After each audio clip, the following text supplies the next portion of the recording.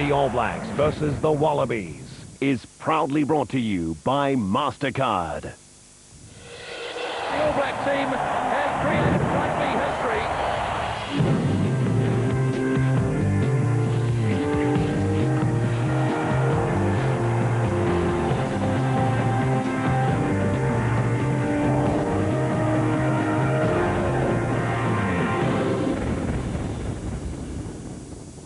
Kia ora koutou, welcome along to Prime Television, where as always we bring you free to air coverage of the 2009 All Blacks. Now it is a massive match tonight. It's the first Bledisloe Cup game of the year against Australia at Eden Park. Now plenty to do in Auckland on Test match day, so I'm going to give you a bit of a look around the city of Sales, starting with this rather controversial venue behind me. It's the Queen's Wharf, and the locals want to make it the epicentre of the 2011 Rugby World Cup. So in the middle of June, Auckland City Council announced that they're going to be redeveloping Queen's Wharf to the tune of about $84.5 million. Now some of that money will be going towards fixing up the support system here, because these docks are about 100 years old, and in fact they're not even allowed forklifts here bigger than 4 tonnes, and also to redeveloping these two wharfs, one which will be a cruise line terminal and the other a party central hosting about 20,000 people. And I love a good party. So this is the inside of one of the old cargo sheds, and as you can see there is so much to be done. But one of the exciting things is that the council has asked for the public to put in their submissions on what they think the design should look like, and the winner will be chosen from one of those. I'm just wondering where they'll put the bars.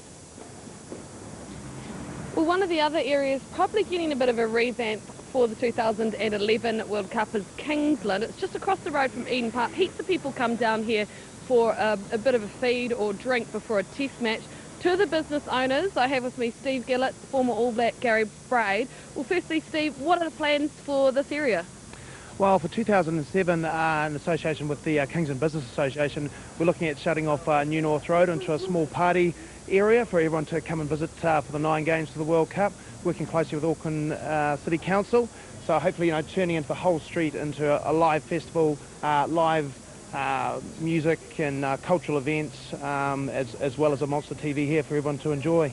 I'd be keen on a bit of a party like that. What are the chances of you getting this through?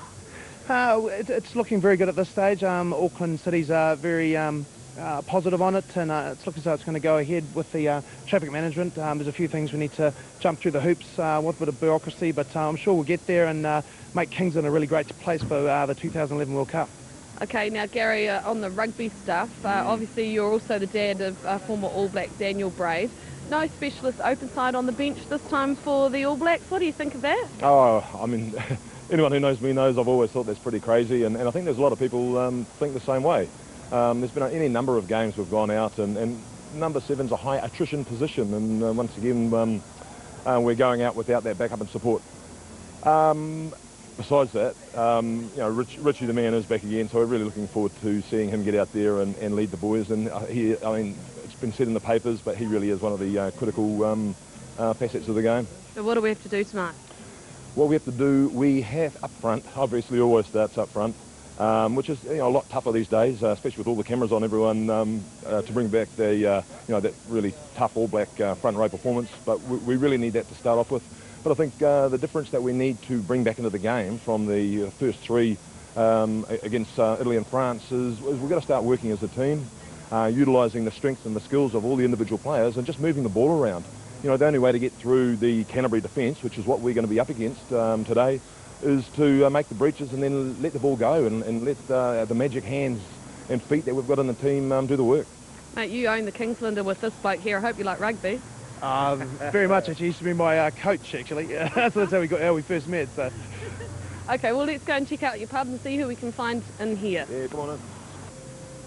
Well, one of the reasons you come to the Kingslander is that amazing view there of Eden Park. Look who I've found, Steve Devine, former All Black. I don't always hang out down here, Mel. Oh, whatever. Former All Black, and obviously you can tell Australian, so you're perfectly poised to talk about this game. And in particular, no Brendan Leonard tonight. They've actually gone for Jimmy Cowan. Were you surprised by that one? No, I think Leonard's a bit short of a run. He missed a fair bit of Super 14, so he's a bit short at this stage. He played the Italians, I think, and was a little bit underdone, and I just think for such a big match, they want to play Cowan, who's played most of the year.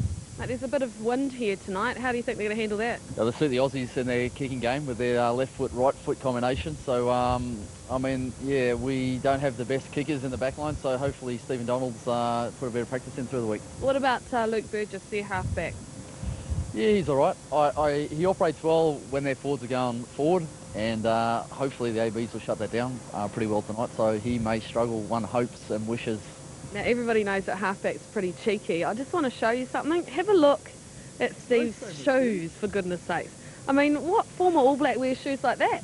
Well, I'm just glad you're talking about the shoes and not my belly, the way it's getting big like yours, Mel, but Yeah. hey. Yes, I am pregnant. It does suck. I look about 1,000,000 kilograms on TV. I just look pregnant, it's all right. I have no excuse. Okay, finally, the game tonight. You're watching it as a fan. What do the All Blacks have to do to win? Oh, they just have to stop the Aussies up front, I think. They rely on quick ball over the advantage line, and they haven't had a team this year, the Aussies, who have been able to stop that. I think the ABs will do it. I hope they can do it, and just hope the whole country gets in behind them, you know, and supports them, because that's what they need at this time. Yeah, that was the train you can catch to Eden Park. And finally, what are you doing tonight? I've got a couple of mates over from Aussie, actually, hence the reason I'm here, and we're going to head across and watch the game as a spectator, and then up early tomorrow morning in for this given Sunday to do a bit of a review of the show. That's right. What time on Sky's that? That'll be about 8:30 normally on Sky Sports 1, so everyone at home, stay tuned. Well, I'll see you at Sky tomorrow. I'm going to head over to Eden Park now, and you enjoy yourself. Will do. Cheers, Mel. So folks, this is it, the last stop before kick-off for the big test match tonight. It's on Eden Park number 2. Basically you can see they set up these massive marquees. This is called the Rugby Club.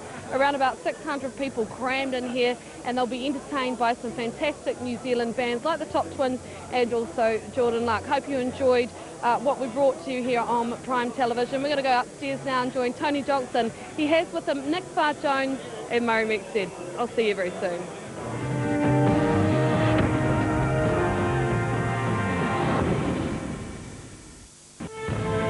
Sydney, July 26, 2008. 80,000 fans watch Robbie Dean's Wallabies tear the All Blacks apart in a 4-try victory at ANZ Stadium. They go wide, must score! Wide cross! Try! Try to Australia! Save! Rocky Elson will score for Australia! Shot at a front goal! It's there! 1 week later, right here at Eden Park, revenge would be a dish best served simple. Yes, simplicity would be the key to a massive turnaround, and it all started at the 20-minute mark when the All Black line-out hold-on attack split the Wallabies pack. Ali Williams shows perfect flight, and Tony Woodcock crosses for the opening try. Of course, somewhere in all of this, the Wallabies did what they do best. Just look at the width Matt Giddo has here. That allows Hines and Barnes to create all sorts of confusion in the midfield. And he's got away Mortlock. Gitto holds the ball up before firing to the great man Sterling Mortlock, who gets outside Smith and finds options.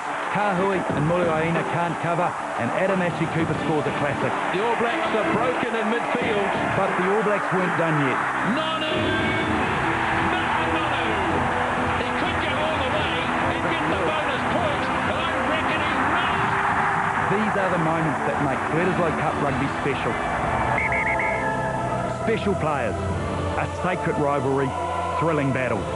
The war is far from over as the 2009 Investec Tri-Nations kicks off right here at Eden Park.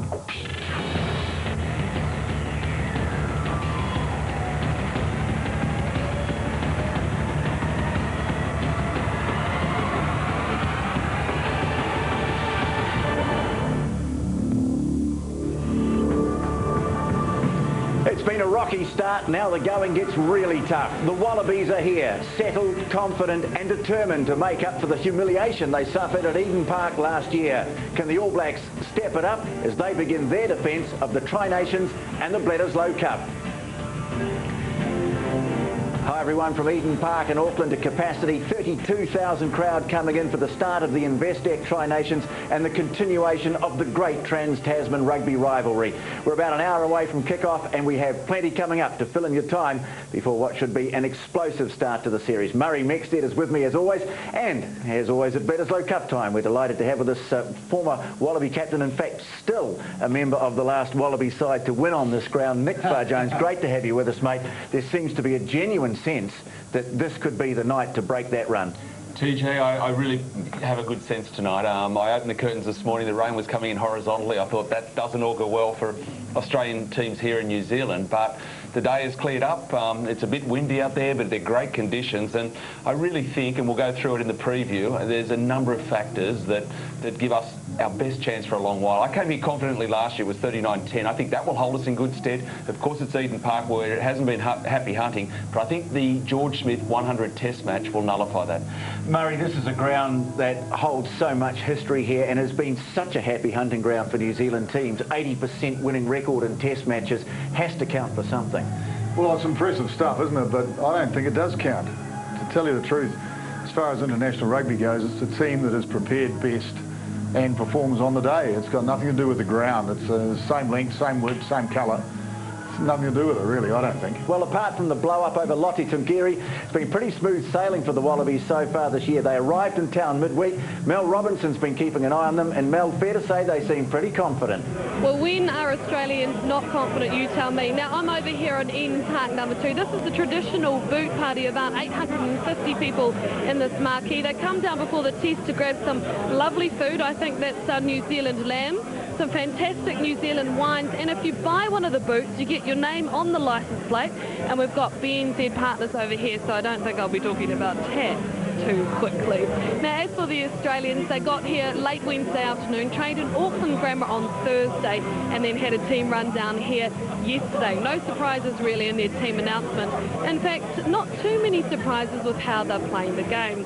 For instance, have you noticed how very Crusader they're like? Don't believe me? Have a look at this.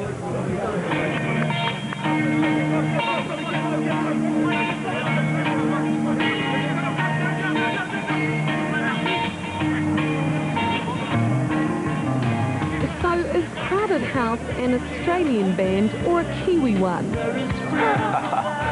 You want me to say New Zealand, eh? Aussie. What about Russell Crowe? Rusty. Well, I'm not going to claim 30-odd foot of grunt if you ask me. But, I don't know. Well, he runs South Sydney, so he's an Aussie. What about Pavlova? Did you guys come up with that or us? Well, I hope you guys did, because it tastes pretty average. And is Robbie an adopted Aussie now, or is he still a Kiwi? He's an Aussie. Dingo's one of our favourite dogs. He's an Aussie now, isn't he? He's embraced it, and he's one of us. And finally, do you even like Waltzing Matilda? Love it. My favourite song. I wish it was the anthem. Cocky Australians? No way. Mind you, our Trans-Tasman cousins have every reason to be confident. Their squad is settled, and unlike New Zealand, they've had 3 very comfortable test wins in June. And suspiciously, this Robbie Deans-coached team is looking very Crusader-like in its structure. For instance, lots of crashes from the centre. Now Lordlock. Basic forward play and one-off runners. There's George Smith. Kicking for territory. Out to Barnes. And counter-attacks just in their half. Now to McDonald. Nice pass. Across to midfield to Adam Ashley Cooper. Crossfield he goes. Now he's straight through. Oh, I definitely think so. In terms of any sort of coaching you do, you generally take ideas and philosophies from one team to another, so I'm sure that's translated to the Wallabies in certain aspects. I think last year it was tough, obviously, for Robbie, coming straight in from the Crusader straight into the Wallaby fold, and we didn't have a lot of time together. Whereas this year I've spent a bit of time with him, gone, caught up with him, coffee. He's even called Dingo now. So we've got a nickname for him, which we didn't have last year. Dean still doesn't have a pack, though, that strikes fear into their opponents, but lineups are great as always. Nathan Sharp, the brain centre behind those tonight. You've often stolen a lot of All Black ball at line-out time. How? Why? How do you do that? How do you work it out? I don't know. It's just some games you have a good night, another night not so good. So hopefully this Saturday night will be a good night for us. Do you put in 2 up on defence or 3 up? Or... I can't tell you the secrets of the trade.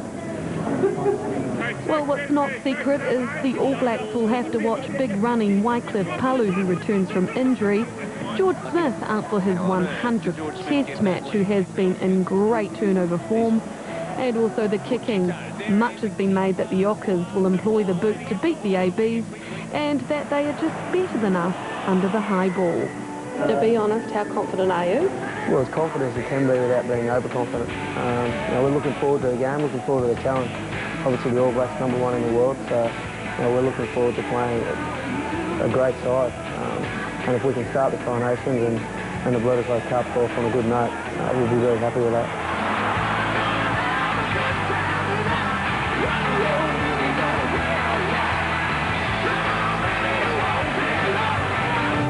Yes, kia ora, welcome back to Prime Television, where we're getting you ready for this big All Black Bledisloe Cup game against Australia. Now, I've made it down to the viaduct where we've got the MasterCard Road Show on today. A couple of All Blacks down here, Brendan Ledden, Bryn Evans, good to see you blokes. Hey, firstly for you, you've played Australia, obviously got a bit of experience against them. Who's the toughest Aussie? Probably, I guess in terms of tonight, probably Matt Giddo. He's probably best 10 in the world playing at the moment, so we've got to watch him and try and cut him down. From Super 14 experience, who's your toughest Aussie? Probably positional-wise, someone like Nathan Sharp, really good in the line-out and seems to be everywhere, so yeah, really tough opponent. Now, do you guys think that the Australians are kind of playing a Crusader style?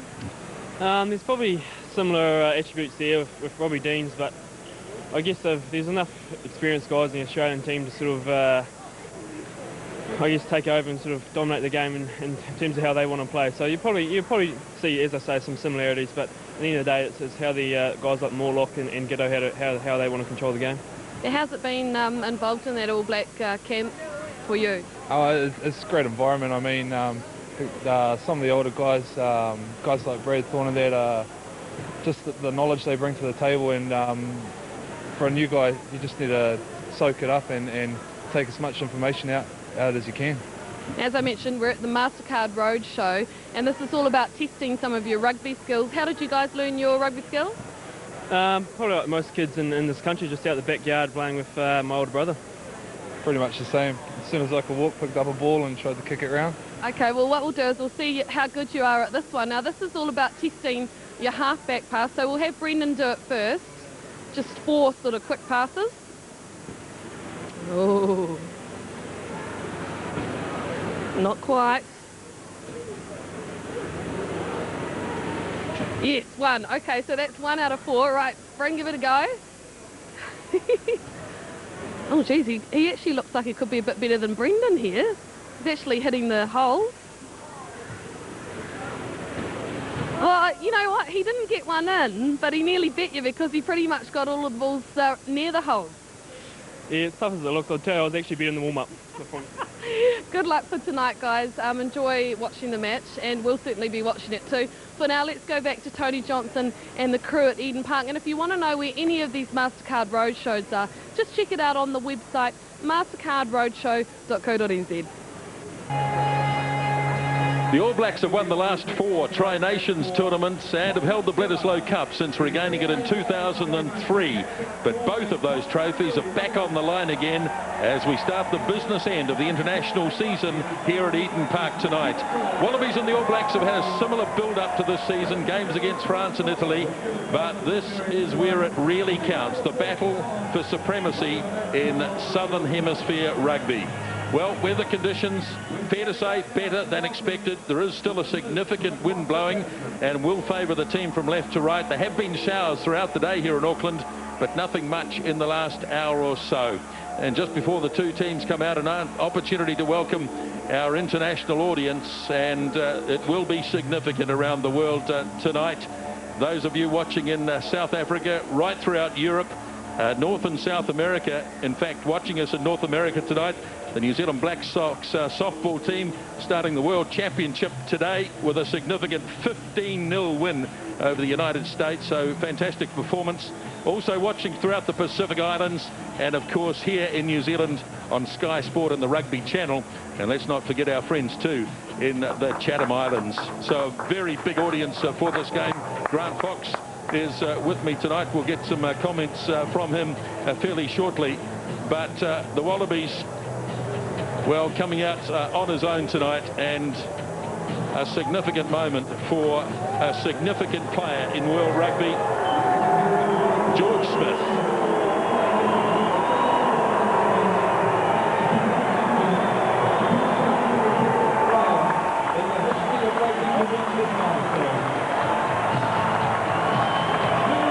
Yes, a wonderful milestone tonight for George Smith. He becomes the 10th player and the 4th Australian to play in 100 Test matches. The Brumbies flanker in his 10th season with the Wallabies plays against the All Blacks tonight for the 21st time. Wycliffe Palu returns to the starting lineup tonight after injury, while the Wallabies bring a settled and stable tight 5 to Eden Park. And in the absence of Dan Carter, not much doubt, Matt Giteau is the premier number 10 in world rugby. Giteau can pretty much do it all, as he's shown in a career which now spans 67 Test matches, and his combination with Berrick Barnes gives the Wallabies so many different options. So those are the starting 15 players for the Wallabies, and there are 7 reserves. And now the All Blacks.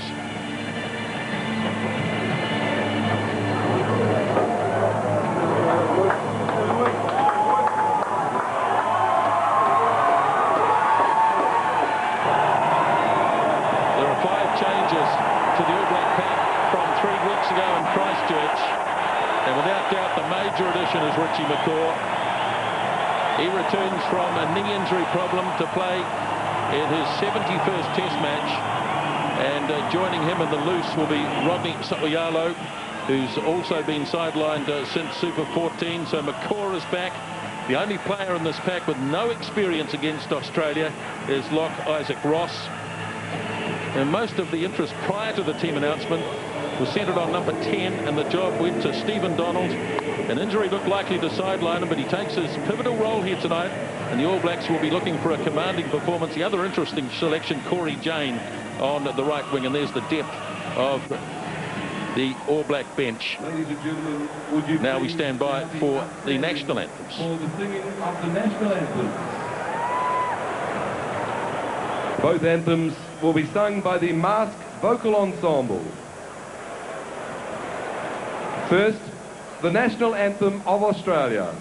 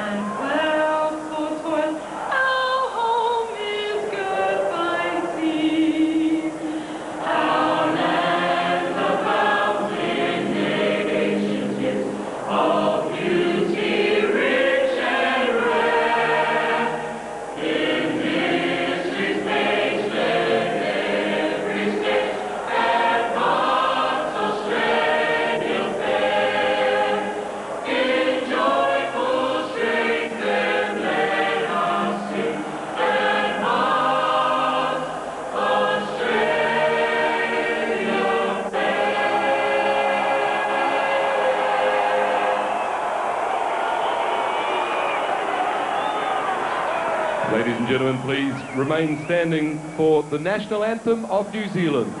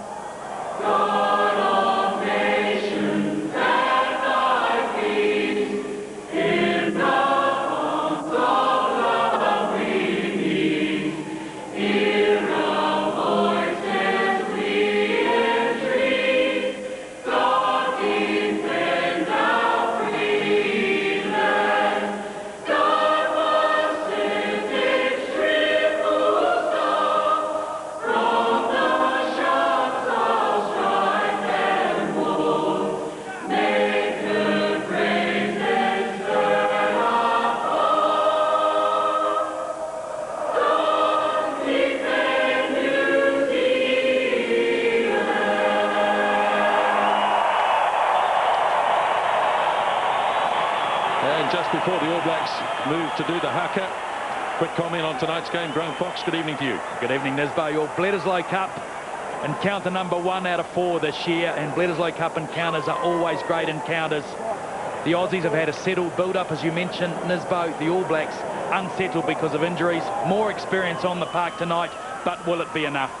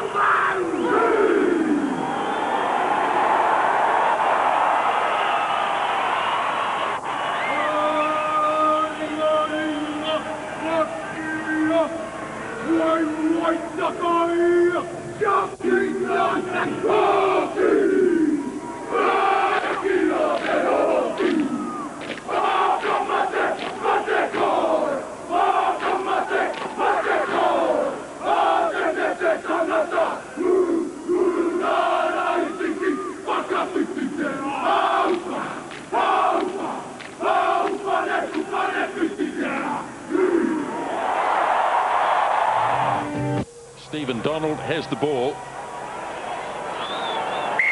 And the Tri-Nations and Bledisloe Cup for 2009 is underway as Stephen Donald kicks off here at Eden Park and taken down by Luke Burgess.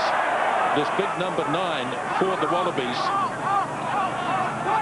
Back it comes now for Giteau, and in fact it's Barnes on his left boot, and his kick is kept in the field of play by Corey Jane.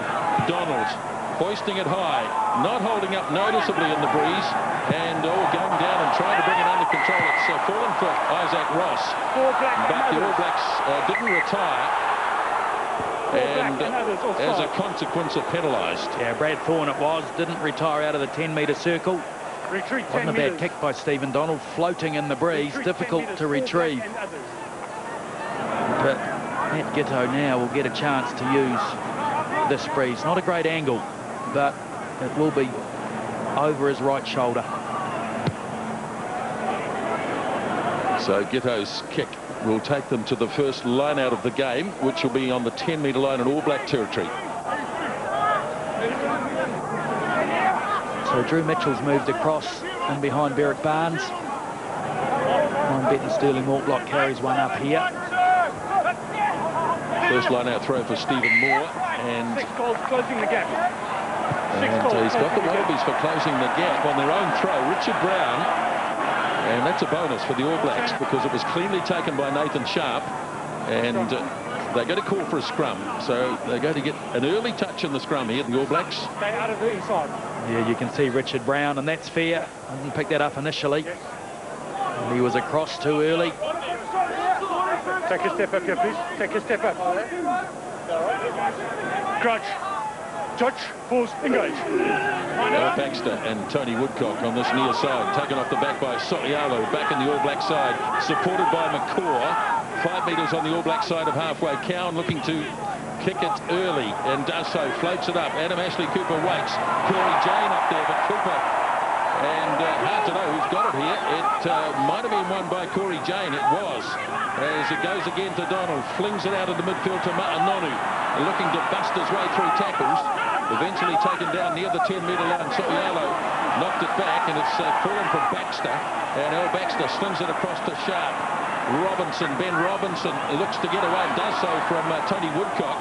And just on the All Black side of halfway, back it comes for Barnes, and looking to plug the corners, but he's miscued this badly, and in fact it might even run dead. Mills Muliaina hopes so, but it won't, and it'll go back to the 22. Well, it's pretty clear with the breeze at their back what Australia will do. Giteau will stand on the left and Barnes on the right, and they'll plug the corners. Barnes a little bit fortunate to get away with that. Ball pulled up in goal. Mixed start there for George Smith. He missed the tackle initially on Nonu. He was the one that went low. Nonu breezed through him, but he got up and scavenged that loose ball. Got it back for Australia. 100 test matches. 10th player to do so. 4th Australian. There's the long Donald kick down to Drew Mitchell. Now Barnes sends it on to Ashley Cooper. Adam Ashley Cooper just tipped up, but he got up and went again.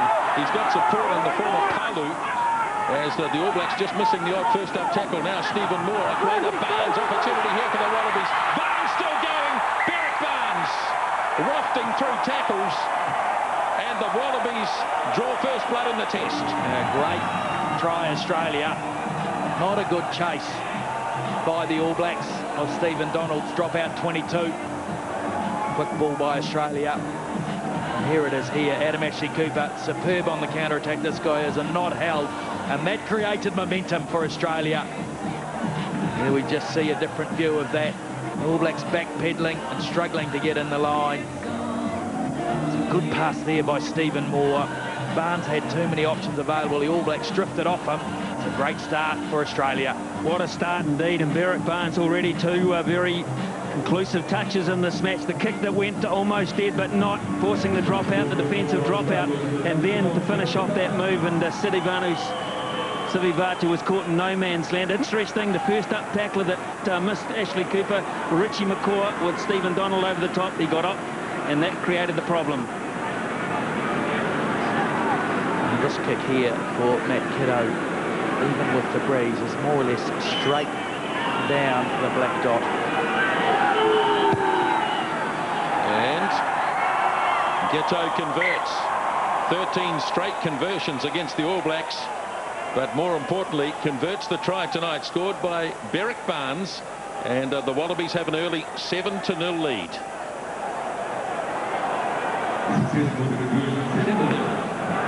Donald with the restart.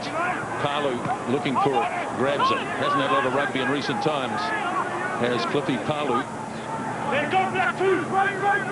Burgess took it back inside the 22. Oh, I suspect he did. Now, yes, they're going back for this. There must have been a communication problem there, because one would have expected Burgess to throw it to either Gitto or Barnes for a long kick downfield. So All Blacks first line out throw, conventional backline formation.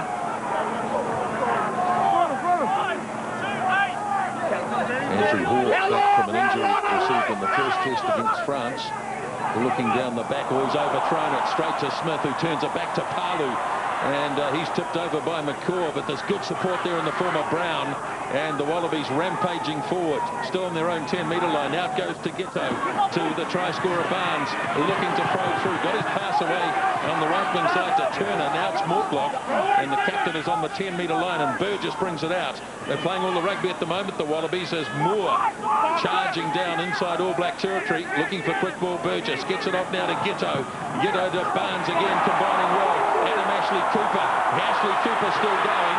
Barnes has gone down in a heap now. Whether it was a late tackle from Nonu, not sure. And he's got up quickly enough, and the Wallabies have been penalised. Just looking to the assistant referees, neither of whom have come in with a report. I think it was okay, Nisbo. I was more concerned about the forward pass that wasn't picked up, but the Wallabies looking very, very good, making the advantage line easily at the moment. That'll be of concern to the All Blacks.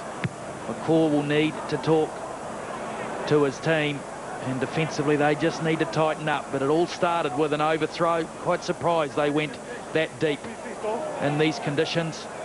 Ashley Cooper, great runner with the ball in hand, runs great lines. Nothing wrong with that in my book. Stayed down for a while, didn't get the desired result, so got up. 7 minutes gone, first half, as comfortably taken by Thorne. Again, pushing it up into the breeze count.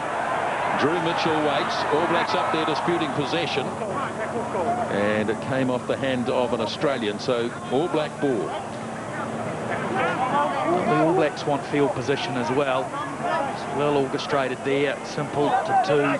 Set the platform. Cowan set for the kick early and executed well.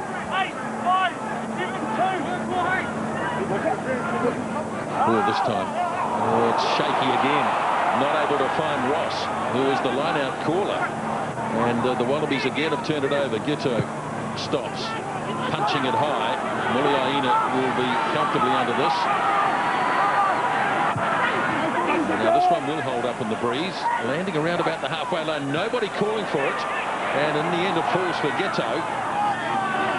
And he takes us just on the All Black side of halfway. Back two, roll away. Oh, this will be kickable too, with the wings Jack, back behind two, him. roll out. Matt Giteau, as the All Blacks are penalised. And here's a scoring opportunity again for the Wallabies. Well, the Wallabies just simply had more numbers there. Retrieving high kicks is difficult in this breeze, but the All Blacks struggled for numbers. Only 2 there. The Wallabies, Nisbo, probably had half a dozen. Yeah, the Lone Ranger was the one that got penalised. Fox, you're dead right. It was Andrew Hoare. It was a while before he actually got Giteau to ground. He held on to him early on, but he was the one pinged for not rolling away.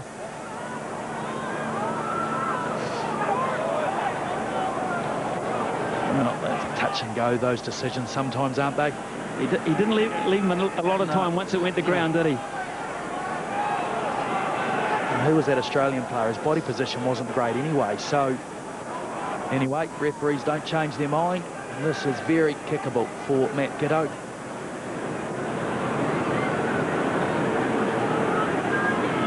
And the breeze here will be wanting to push this towards the left-hand upright. And Giteau's natural left-to-right curl, basically straight at the black dot, will get the job done.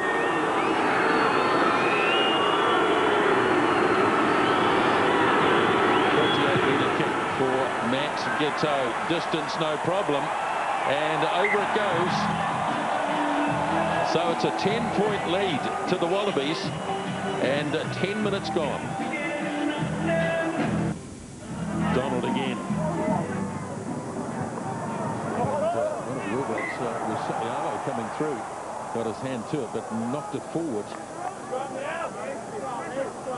Kick-off from Stephen Donald have been right on the money. The All Blacks getting a chance to contest, but here we are. That's 2 overthrows there, and both fall fruit for the Wallabies. So first scrum, Wallabies ball. All Blacks will be looking to turn this towards the touchline. Okay. Come back.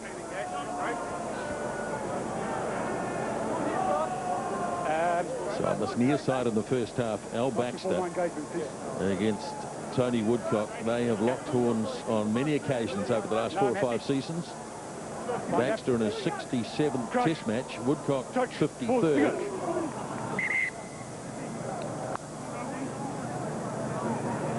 Off his arm, please. Off his arm.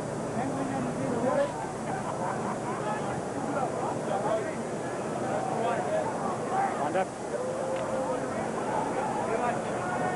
Crutch, touch, pause, engage.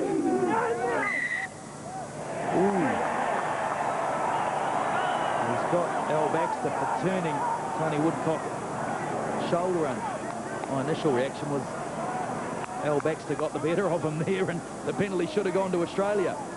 The All Blacks won't be grizzling, but just... Well,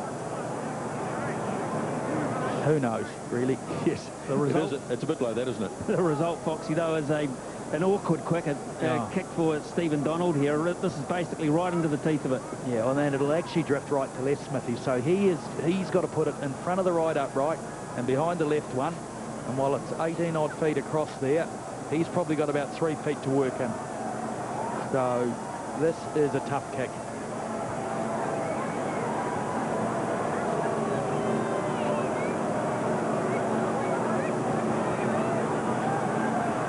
So a lot of pressure on this man tonight, Stephen Donald's. It was the position most talked about before the All Black team was announced. There he is, first kick of the evening. And he's dragged it, pulled it away to the left. So it remains Wallabies 10, All Blacks 0.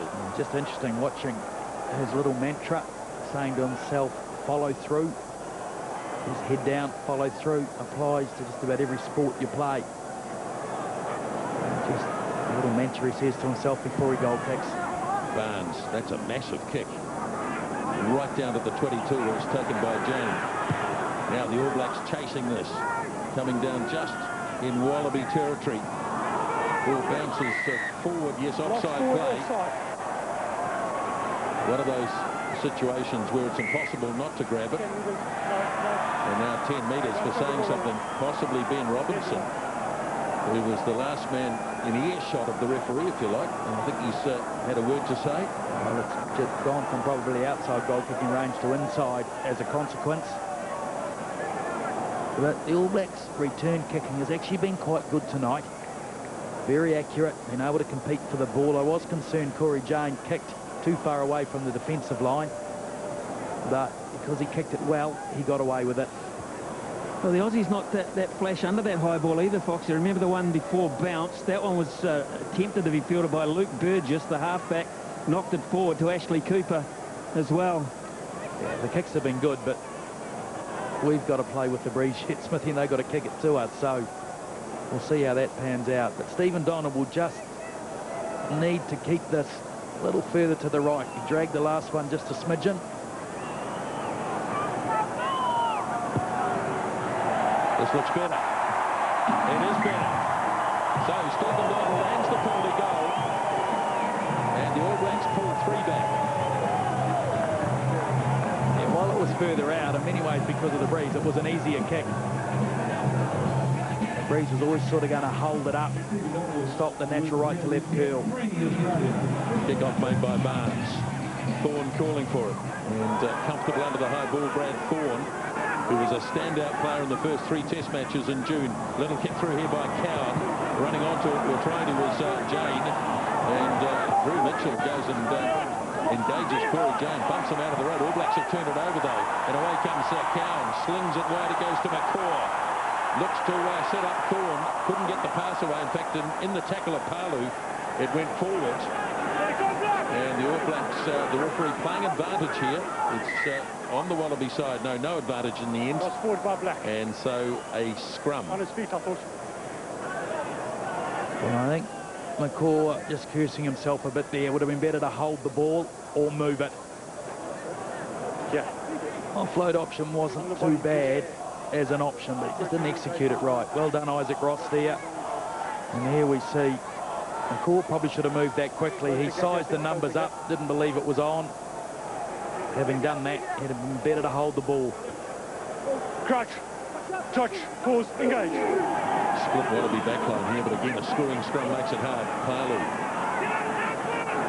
takes it in, and now the Wallabies look to walk over the top, but it's on the All Black side. Hoare hands it away to Ross. Needed to throw the pass.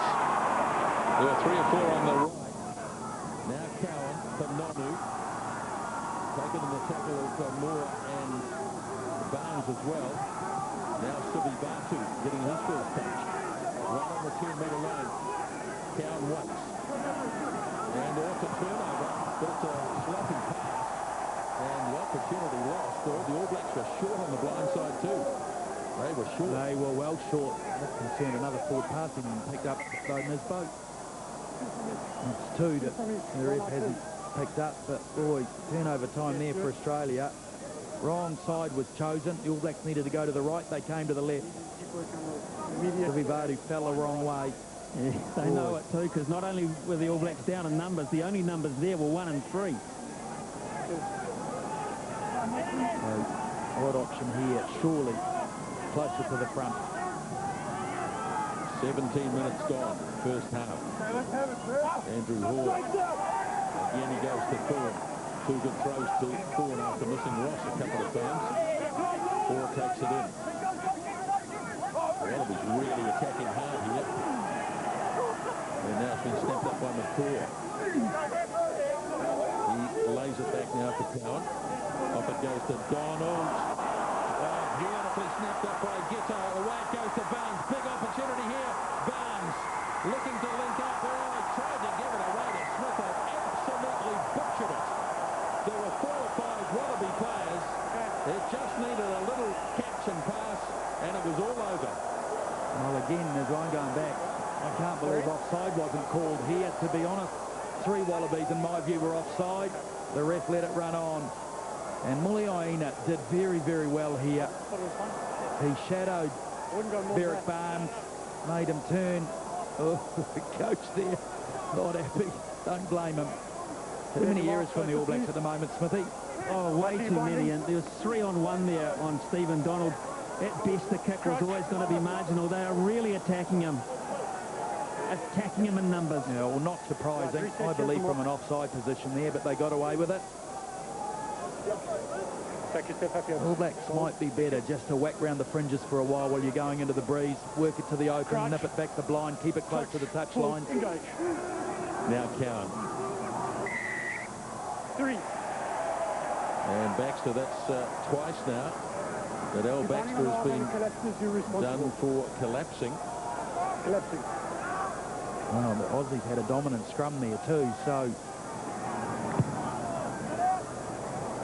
And Donald's kick is securely into touch. Trying to throw it there. So the All Blacks dodging a big bullet. So we won't know it yet, but is that a turning point in the match? Long way to go.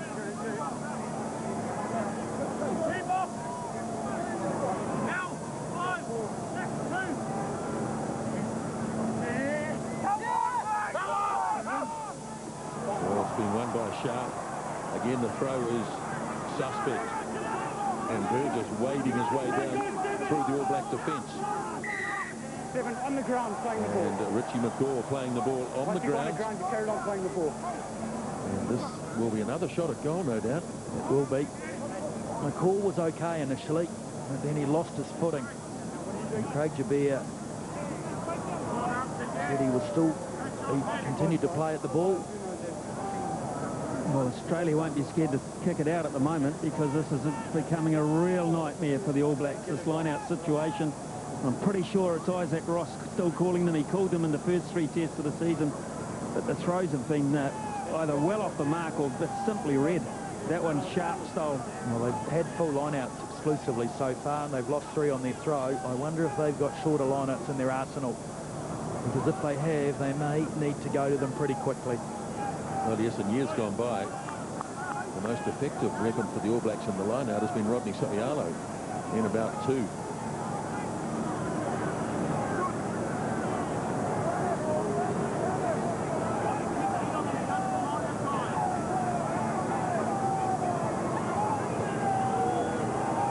Just on a bit more of an angle this time, Matt Giteau. And it looks pretty good off the post, though, and over. So the penalty is over, and the Wallabies back to a 10-point lead. Sonny, what do you reckon? Good 10-point win at least, isn't it? Oh, well, it is, Foxy, if you play sensible rugby, I believe. I mean, the All Blacks win behind the ball, win in front of them. They've still got to get their act together in a few departments. Another good kick-off by Donald, and it's been claimed by Woodcock. Now the All Blacks have an opportunity. Just near the 22-metre line, McCaw hands it straight on. Awkward pass. And Nonu's knocked it on, trying to drag it down with one hand. Okay, all right. It was a poor pass, and he just couldn't control it. Just no fluency in the All Black game at the moment. Just simple, basic errors that you wouldn't expect players to make at this level. Quality of passing. Body position into contact. Just not quite on song versus an Australian team who really know what they're all about. Crouch, touch, pause, engage. Burgess feeds. Harley, off it goes to Burgess. Oh, he's hit it a bit hard, I think. Yes, he has. He could have put that along the deck. Instead, he elevated it, and they go back to where he kicked it. And you're right in his vote. It just required for him to hit the top half of the ball and get it rolling forward. In fact, he caught it about the middle of it, and that got it airborne. And over the touchline on the full. Soialo's come down to the front in his vote. Yes, you wonder whether he might be an option, a safer option at the moment.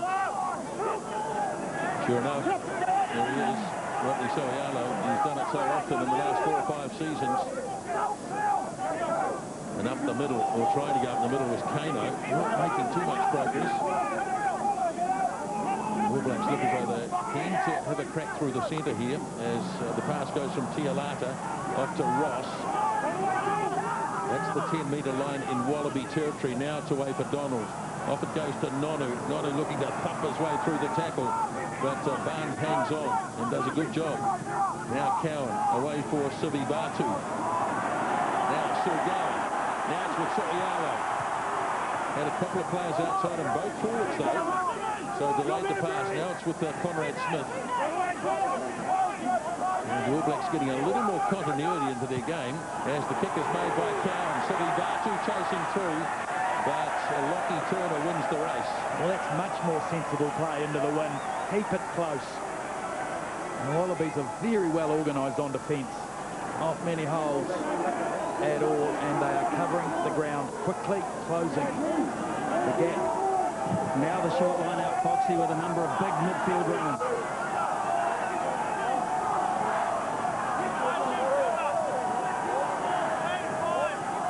This is an important throw for Andrew Hoare. No contesting from the Wallabies as it's taken by Ross. Hoare has it. Robinson over the top. Now it's with Cowan. Probing short. Jimmy Cowan got through the first tackle. Only 6 or 7 metres short here, the All Blacks, but still not committing their full forward pack. Ross is still in there. Most of the forwards are out in the backs. Here's Donald. Off to McCaw. Sivi Batu slips the pass to Soialo. And the All Blacks close enough. Now Sivi Batu with Nonu. Best period on attack here for the All Blacks as Andrew Hoare takes it up 5 metres away. Now Nonu. Ball coming for Cowan. Sivi Batu to Donald. Donald stepping and off barrels in a tackle, but did well to lay it back on the All Black side as the Wallabies defence holds. Now Cowan looking at the options. Looks to be going to the right to Woodcock. Quickly on to Soialo. Drives a couple of metres. And they've got an advantage. Now it's with Smith. Smith charging. Back to McCaw! Richie McCaw! He's back. He is back.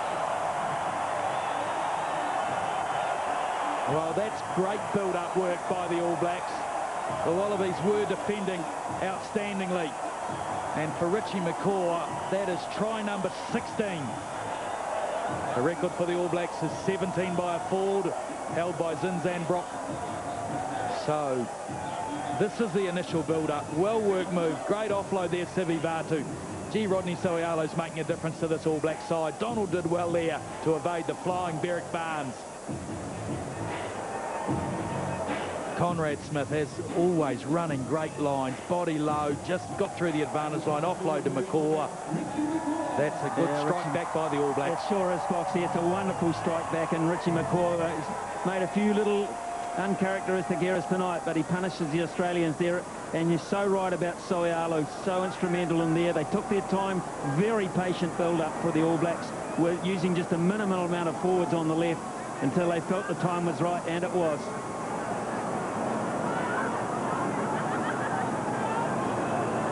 Conversion from Stephen Donald, guiding it through, and the All Blacks strike back. It's 13 points to 10 as Richie McCaw not only scores his 16th try, but it's his 6th against the Wallabies. He just loves playing these boys.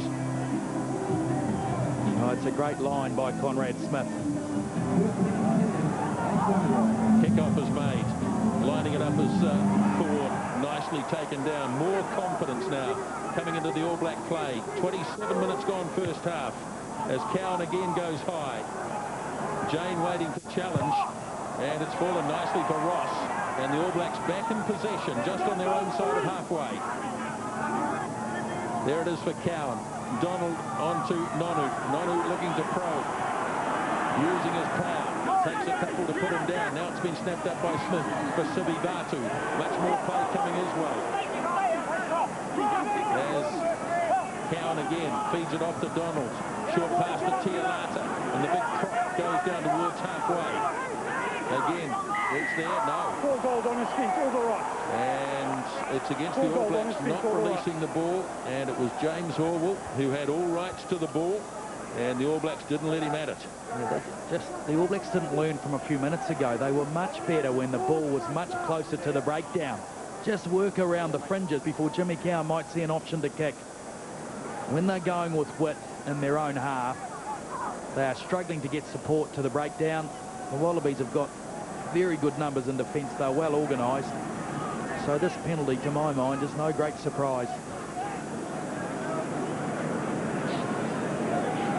Just when they've done all the hard work too, Smithy. Well, to me, the way he's striking it too, this is pretty much a gift. Giteau, it's relying the wind direction. He's just got it really where he wants it at the moment. They'll be pretty satisfied, I would imagine, but maybe just a few more before half-time. Doesn't carry the ball up very often, Namir Tialata. Just got caught lacking in support.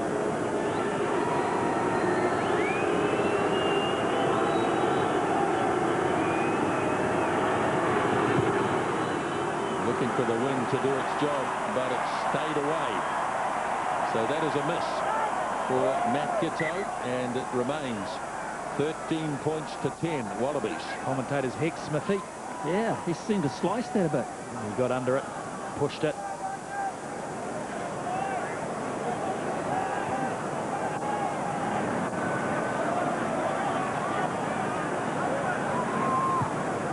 Donald with the short kick. Oh, beautifully claimed by Hallward. Very athletic take by the Wallaby lock forward. All Blacks, though, have been strong in this maul. Coming right through the centre, and Craig Jabir has rewarded them. Well, maybe after the whistle. All Black forwards in the tight stuff are actually doing some good work. Mind you, this Wallabies pack under Robbie Deans really is improving. And bring a very physical approach. Their body position is better. Like the last one. They're getting to break down some numbers. Step up here for me. Thank you. I wonder what the All Blacks will look at here. There's a 10-metre blind side. Touch. Pause. Drew Mitchell is way back. Sotialo straight across to Jane. And the All Black winger takes it to the setup. Coming for Cowan. Has to put it on the left boot this time. Good kick too, floating up for Mitchell. And Mitchell away for Ashley Cooper. Looking to get on the outside of Nonu, who puts him away, then goes after the ball. Martin Nonu. And it's been grabbed too by McCaw. Comes flying back for City Batu. Heading back in defence here is Turner, but the referee has got the Wallabies way back at the maul for hanging on to the ball. Well, it was a brilliant bit of work by Nonu. Ashley Cooper sized him up, had a go at him. Nonu, here it is here. Stay with him, rode him to the ground, got to his feet quickly, and that was the key. A bit concerned there that Joubert wasn't going to give that penalty, because a few minutes ago he gave one to the Wallabies for exactly the same sort of infringement. So this kick here is really, Donald's just got to nail this straight. The Breeze will want to push it to the right, he'll naturally want to draw it to the left, so pretty much nailed straight, and it'll go straight.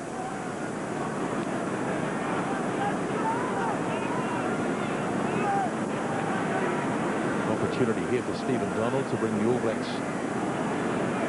back on even keel.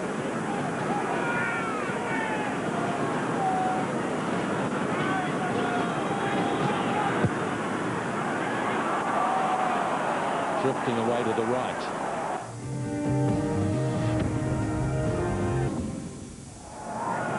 Giteau, another long kick. Waiting for it is Sotialo. Donald in support, and most of the All Blacks in front of these two. And the charge being led here by Sotialo and McCaw. He had to wait. Sotialo timed the jump pretty well. No. 7 Black off your feet. Oh, he's got McCaw for leaving his feet. 7 on your feet. Now this is 10-metre line in Wallaby territory, so they'll use this advantage to take a line out in the All Black 22, no doubt. Oh, I'm sure the angle will allow him to get it that far in his boat. You wonder why Barnes doesn't kick it with the right. I was just going to say that. Yeah.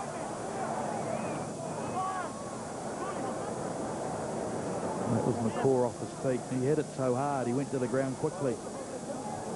So shorter line out here for the Wallabies. Palu's in the midfield. Off the top goes Sharp. Now Burgess gives it off to Mitchell. The blindside winger takes it in. Burgess now for Gitto. Now Barnes, the try scorer, rips it across to Ashley Cooper. He's upended by Smith. It's Conrad Smith. Burgess again, off to Barnes. Gitto, long pass out to Mortlock in a bit of space, chased across by Ross. Drops the pass off for Mitchell. And Drew Mitchell inside the 22. The Wallabies looking good with the ball in hand. Now the pass lobbed away again for Mortlock. Goes shoulder to shoulder with Ross and hangs on to it. Burgess again. Gitto looks to throw the dummy. Does so Ashley Cooper. Nice tackle by Stephen Donald. Had to make it. And they're inside the 22 again, the Wallabies. Burgess to Gitto. Now they're lined up over here. Barnes. Nicely taken by Schlupp. Off to Brown.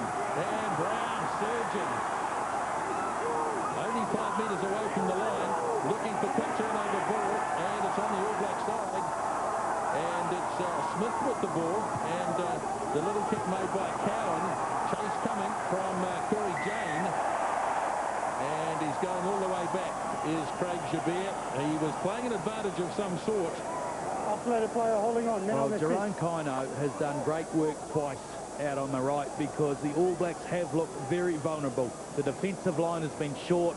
The Wallabies have run a whole lot of players in front of the ball, rolled one behind the back completely legitimately and found space on the left flank.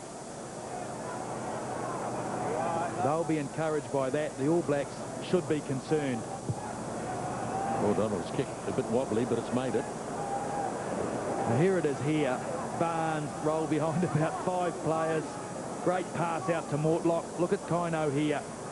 Didn't quite get him, but he stopped him enough so the All Black defensive line could just regather enough to snuff that out. And Jimmy Cowan, as ever, looking for an opportunity for that little kick over the top. Yeah, untidy sort of a line out, but it's worked all right in the finish. Cowan again.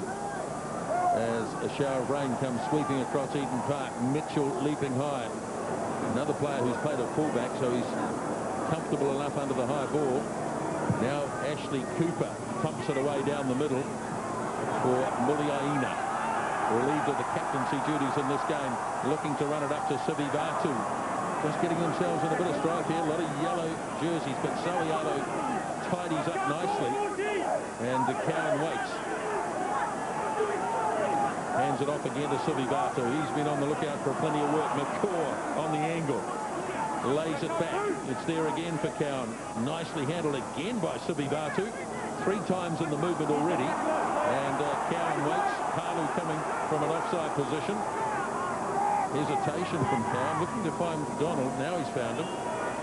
And this kick is drifting off. And it's not really going to prove a problem here for Drew Mitchell. He's got all the time in the world to unleash a good-looking punt. Donald claims it. Off it goes to Sivi Vatu again.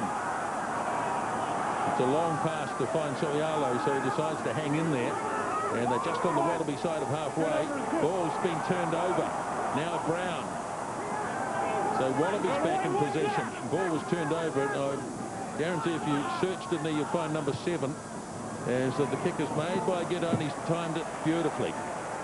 Well, the All Blacks were very fortunate there that the Wallabies didn't come to the right. Going to the left is where the All Blacks had their defensive numbers. And the Wallabies right and the All Blacks left, the men in black, were down on numbers. So, just a couple of minutes to go, 2.5 minutes to go. The All Blacks can hold the scoreline. They'll be reasonably happy. The Wallabies will want more points before half-time. Not too much rain, Smithy? No, just a light shower. In fact, it's all but gone, Nisbo. Tipped by Sowialo. Sivi Vatu sees a bit of a gap. Closed down quickly, though, by the loose forwards. Now Andrew Hoare. Good power from the hooker. Takes it up over the 10-metre line. Cowan quickly delivers it off to Donald. Looking to go on his own, Stephen Donald. And Smith tried to snap it up and lost it.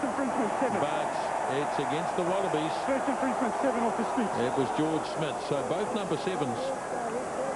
Well, that's George Smith's first one. He sometimes is penalised a bit more, which is the nature of the position, really. When you're in there competing, you don't always get it right. Donald plugging it to the corner. Oh, it's going to be a pretty... No, it's not going to be a pretty good kick at all. It's a bad mistake, as it turns out. And Mitchell, well, he hasn't done much with it either. It was a shocker by Stephen Donald, and it was a shocker by Drew Mitchell. So, ball's out about where Donald should have got it anyway. Bit of a conference going on. Stephen Donald in there telling the forwards probably the sequence play that they will try and unleash. Blood issue for James Horwell at the moment, so with 1 minute and 3 seconds left, the Wallabies may just have to call somebody on for this defensive line-out. But I think Foxy, all in all, the way the All Blacks started, the first 25, 26 minutes, pretty shoddy. They'll be mighty happy at 13-10.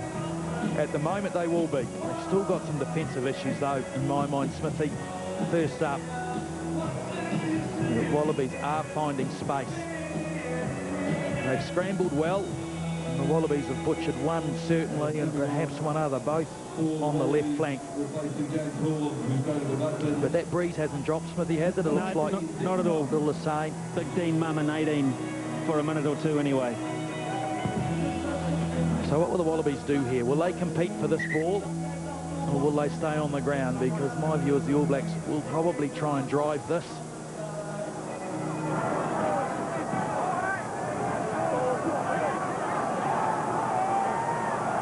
Just about a minute remaining in the first half. What a psychological blow it would be if the All Blacks could do something, but they're not going to do it that way. Lost forward by Brad Thorne, and so the opportunity has passed them by. Andrew Hall was just a little bit high by the look of it. Oh, perhaps there's a bit of a timing issue, but that's 4 line-outs by my reckoning that the All Blacks haven't got right.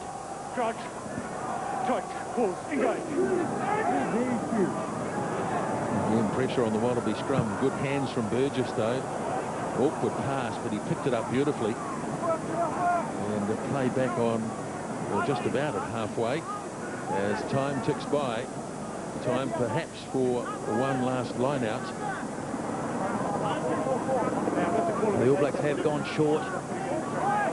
Brad Thorne, Rodney Soialo, Richie McCaw, all in a line outside Stephen Donald. Ball goes to Ross, delivers it up to Cow, siren goes. Here's Donald! Donald away to Corey Jane, but it's been knocked down. And try-saving knockdown too from the Wallabies. Well, an electric burst by Stephen Donald. He just couldn't link up with Corey Jane, and they will have a scrum. No, they won't. They'll go to the dressing room, but what an opportunity there. And one of the Wallabies got their hands on the road. Otherwise, the All Blacks would have gone to the break with a lead, but they don't. It's 13-10 Wallabies. Right, almost set to roll again in the second half. And referee Gilbert signals time on. Ghetto gets us started again. 13 points to 10. And it's untidy for the All Blacks, but they've grabbed it on the second take. And Cowan's going to kick himself. We'll see a fair bit of this, I imagine. And that is a good high kick. Waiting underneath it was Turner. Now it's Ashley Cooper. The All Blacks a little bit slack on the chase. But poor kick here by Mitchell. It's not going to go to touch, though. And it's been taken in by Thorne. He flings it away one-handed away for Miliaina. Takes it into contact. And the All Blacks looking for a quick ball here. It's not going to be that quick, though. Cowan really battling to get this one back. It's going to be McCaw, and it's going to be a penalty. Wallaby slowing the ball down. And it's going to be another shot at goal here for Stephen Donald. That was against Luke Burgess, and that was an example of that new rule in his vote, where into contact area, hands on the ball, just go at it. So the referee was happy for both sides to go at the ball with their hands in the ruck there, because it had happened so quickly in the initial contact.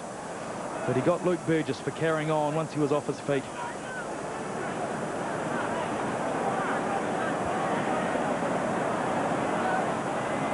Now, this is quite a tough kick for Stephen Donald. First up. This is actually the same spot Matt Giteau missed one from before, but this will probably move a little bit from right to left.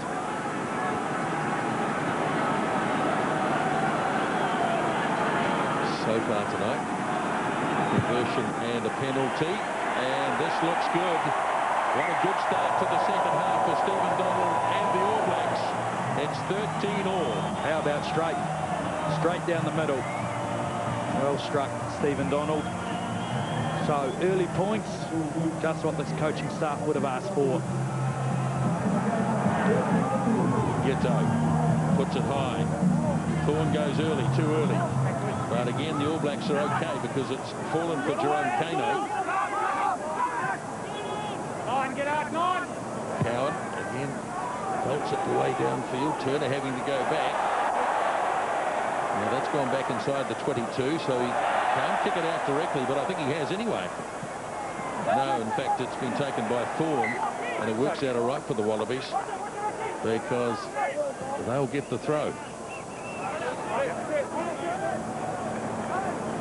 And I think Lockie Turner deliberately didn't try and kick that too high, so the wind couldn't affect it quite as much. Australian lineouts look pretty good so far. Brown takes this one down. Now Ghetto away from Mortlock. Haven't really given him much leeway so far tonight. Burgess heading away. Away. Oh, that's interference. Stephen Moore. Gee whiz. Whether he meant to or not. It took the All Black defender out, clearly. And this will be another shot at goal. Yeah, it was Stephen Moore. Accidental, but he drew Brad Thorne into the tackle, caused the obstruction. Mate, please, I've asked you not to yell at me. The not straight call, I don't need it at the line out. Well, the All Black midfield defence really set that up because that was a terrific tackle by Conrad Smith in particular on a very tough ball runner, and Sterling Mortlock and Nisbo very quiet for him with ball in hand tonight. Yeah, not too many opportunities. Might be more in the second half, Smithy, as they run into the wind, but Conrad Smith saw the angle Mortlock was running, and that was back in, so he backed himself man on man and went in with him, and Nono and Smith double-teamed him very effectively. Pretty much straight out in front here for Stephen Donald. 47 metres. Strokes it nicely, beautifully. Lands another penalty. And the All Blacks are in front for the first time in the game. Well, a change for the All Blacks here, and a very big moment for Owen Franks in jersey 17 for Namir Tialada. That looks to be a straight substitution. And they're really still going on Horwell. Also Mia Lamu going on, and 16 for Andrew Hoare. So there are surprise changes. Well, they are, aren't they? Look, what, 5 minutes gone in the second half. And James Horwell coming back for the Wallabies as well. So players coming and going.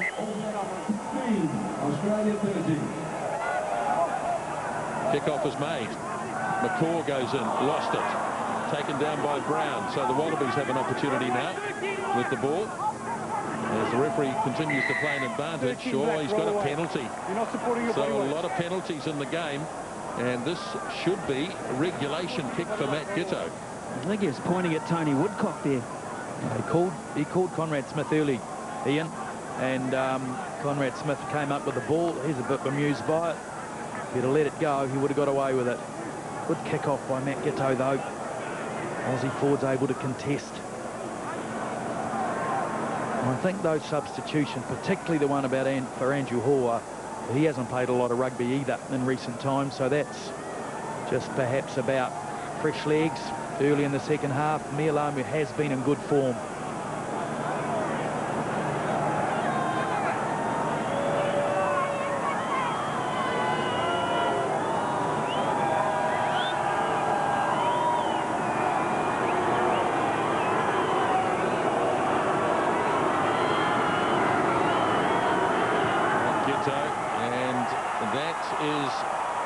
Target as well.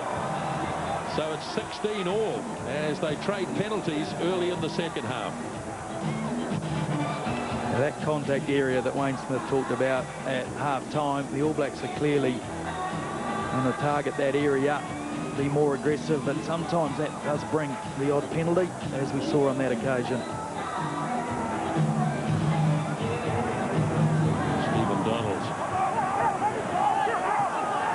goes early and takes it down nicely.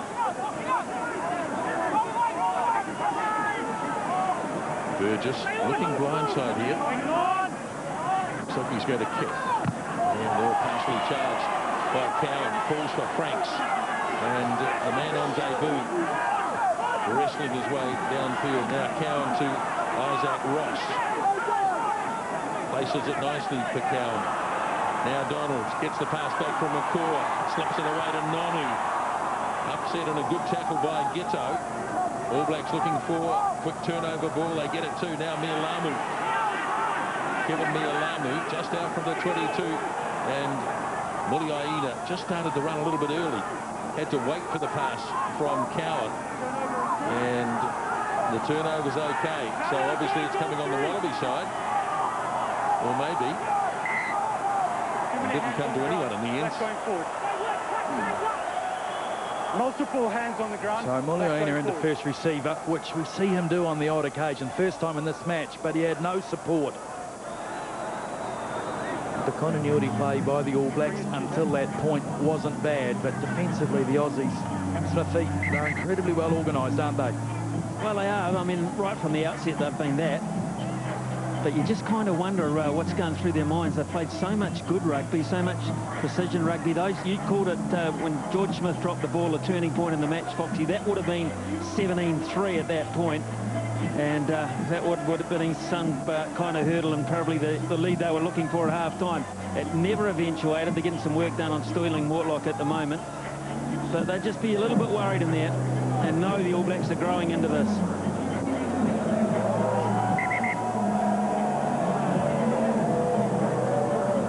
The options both sides here for the All Blacks.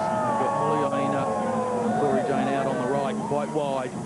The other four backs to the left. So the Aussies bring three backs across to Mark, Gitto, Barnes and Mitchell. And Luke Burgess will be the defender on Stephen Donald if the All Blacks go to their left. Here's your mark. Way too big. Come up, please. Come up. Left. Crouch. Touch. Pause. Engage. Stand up. Stand up. Far side. Well, this is Owen Franks' first scrum, first test for the All Blacks. I think I've got that right, haven't I, Nisbet? Played against Italy. Oh, of course he did. Came on as a... Of course he did. As a sub. Come up closer, please, one. Come up, Black. Against Ben Robinson, who's playing in his 21st Test match. Touch. Pause. Engage. Good solid scrum as Soialo works it away to the left. Donald running hard.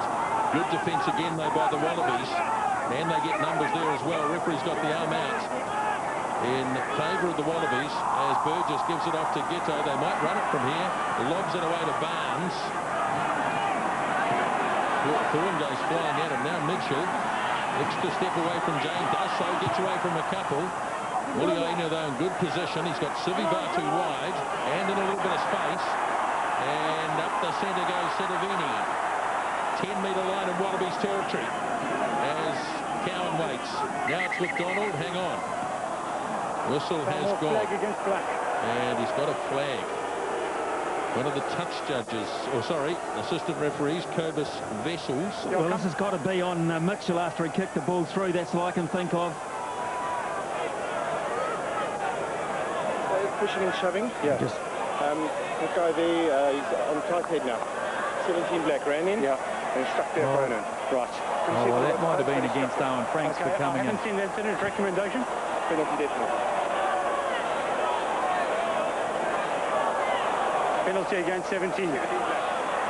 17. Well, he might be lucky here. It's going to be a penalty, I think. Mate, the report says you're running into a tussle that's got nothing to do with you. Penalty against this man. Craig Joubert was contemplating a yellow. He took a little bit of time to think about that. I'll tell you what, though. As a great Tana Umaga once said, it's not tiddlywinks, is it? The Deans has gone for pace. Crouch. Touch. Pause. Engage.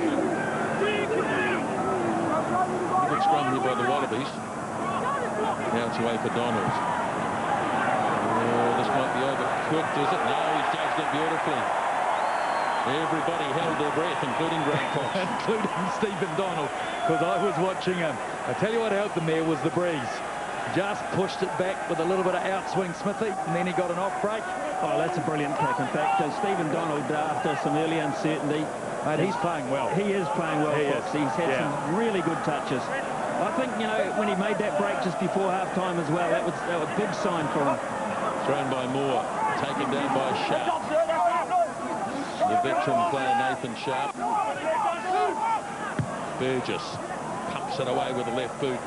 Corey Jane waits, goes early. Oh, he gets hit hard by Palu, who arrived at the right time.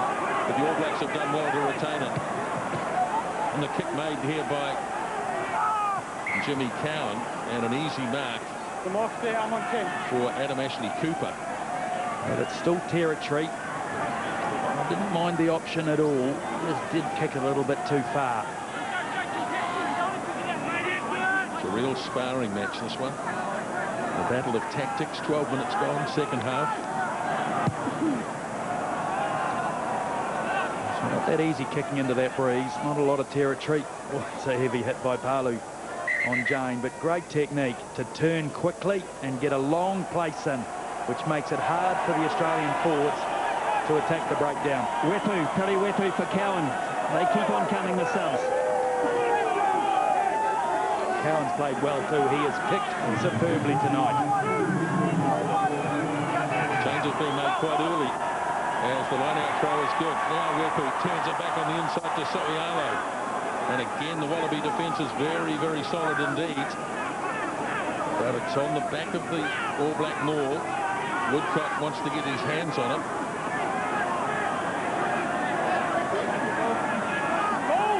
Now it's with Piriwepu. Off it goes to Thorne. Quick hands. Nonu then tries to struggle out of the tackle.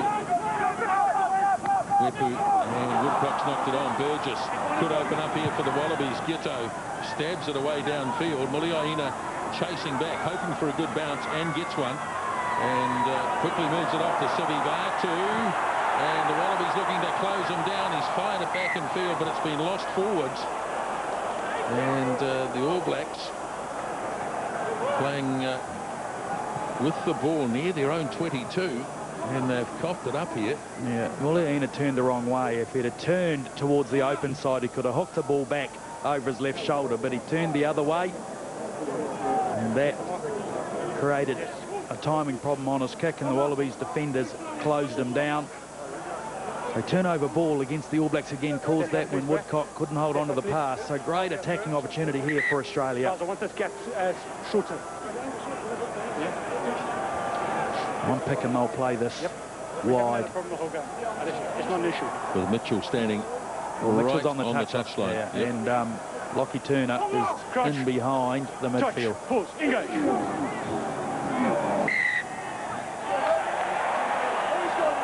Well, again, he's got Al Baxter for the third time tonight. And I think he has a dissenting opinion. He said he's not binding on me. Just see if we can see it on the near side. Well, Elbex has got a fair point there in my book. Frustration for Robbie Deans. There's a great attacking opportunity for the Wallabies. Nialamu throws, dropped off by Ross to Wepu going straight through the middle. Well, the All Blacks trying to maul this away. Wallaby defence around the fringes has been quite outstanding. Now Franks just on the Wallaby side of halfway. Wepu now for Donald. Pumps it again. Adam Ashley Cooper waits just near the 22. Beautifully taken. And he must have called for the mark. That was a great catch. It was a great kick too. Been quickly taken by Smith. Gives it off to Gitto. The Wallabies want to play this game quickly. Muliaina just kept it in. Now he goes for a bit of a run, but again the defence closes him down on the 10-metre line and held on to it. Stay out of it. Leave it, leave it. Stay out of it. 2 goals. Gee, what a good kick that was from Gitto. He judged the breeze perfectly there, put all sorts on Muliaina. 7 on his feet. Yeah, this is very interesting. As you saw the mark being taken by Adam Ashley Cooper. How did George Smith qualify to take the kick? Well, he doesn't. The penalty was fair. Muliaina didn't get that right. Not often you see him make mistakes. We've just seen a couple in the last few minutes.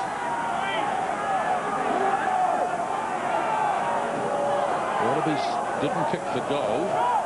Maybe Gitto felt it was outside his range. Mortlock banged them a long way. More throws. All Blacks not up as it goes to Pocock. Tried to wriggle his way through the first tackle. Did so too. Now it comes to James Horwood with the big bandage across the nose. Wallabies attacking with Burgess. He's got Palu there. Goes across the face of Palu to Smith. Tried to throw the pass, but it's been lost forwards.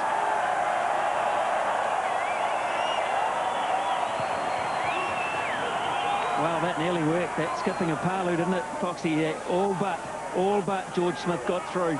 It's a reasonably common tactic employed by a lot of teams now, Smithy. They'll stand 3 guys flat, try and get to the advantage line quickly, but hit the second guy with a little angle on the run. Frustration for Jim Williams. Man looking after the Wallaby pack. Richard Brown, his night is over. Wallabies have 5 forward reserves, so they're well represented in that area. Wepu feeds the scrum. Storialo waits. Oh, a tap down by Smith. Anticipated well, but lost it. Now McCaw puts his left boot to it, and it's a deliberate knock is the rule. And the Wallabies just turned the All Blacks scrum back on their tight head. In fact, George Smith wasn't bound either. Well, that would have been the first offence, which he wasn't picked up for.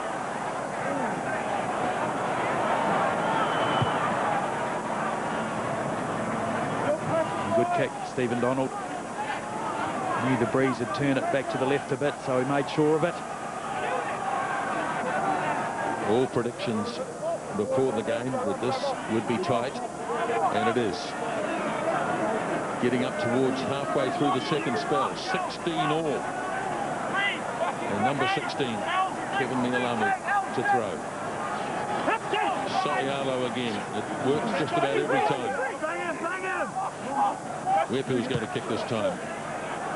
That's a nicely timed kick as well. Mitchell lines it up.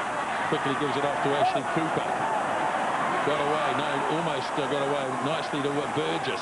Hit hard by McCaw. All Blacks could turn this over.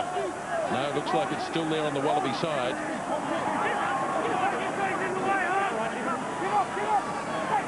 James Hall is going to get a hold of it if he can. We've got Stephen Moore on the side. All Blacks pounce. Moore brings it away.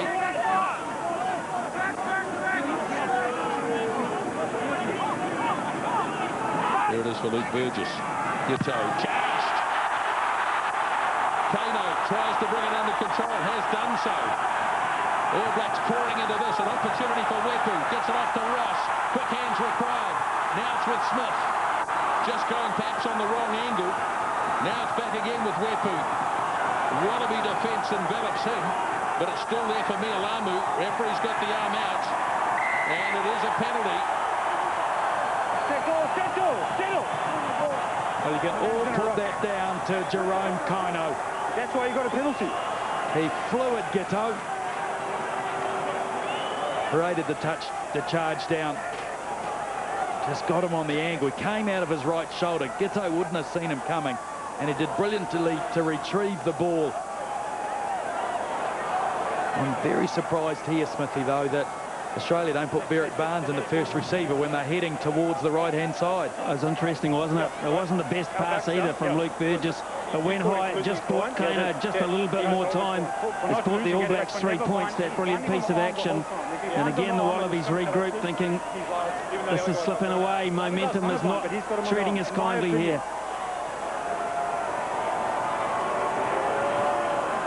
So, Stephen Donald from right out in front. landing his third penalty goal of the half. And the All Blacks hit the front again, 19 points to 16. Just looking across factors for the Wallabies. Wallabies at this point, 14 for 12, so Barnes goes. In fact, it's James O'Connor for Barnes. Reed's on for Soyalo. So Kieran Reid there for the All Blacks. 19 minutes remaining in the test match. Wepu.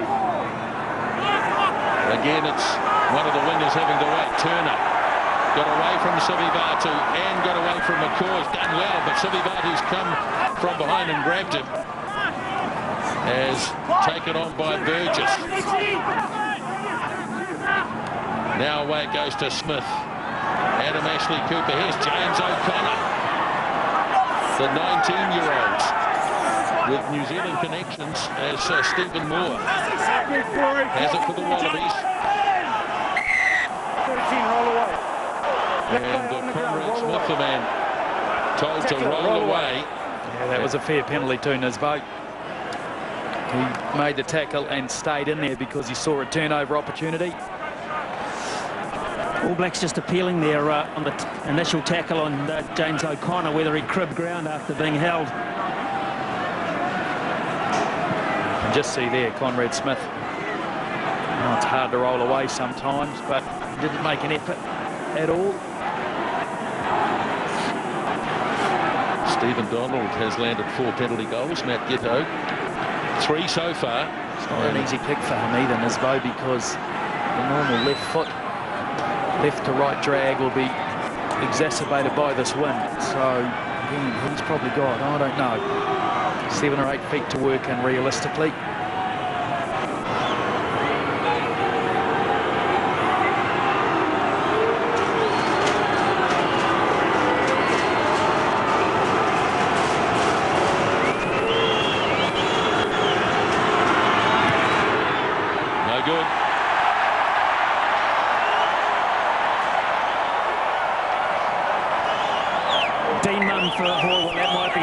Just can't stem the flow there.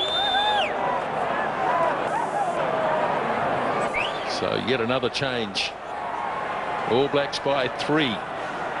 17 remaining at Eden Park. Stephen Donald from the 22. Dean Munn in 18 waiting for this.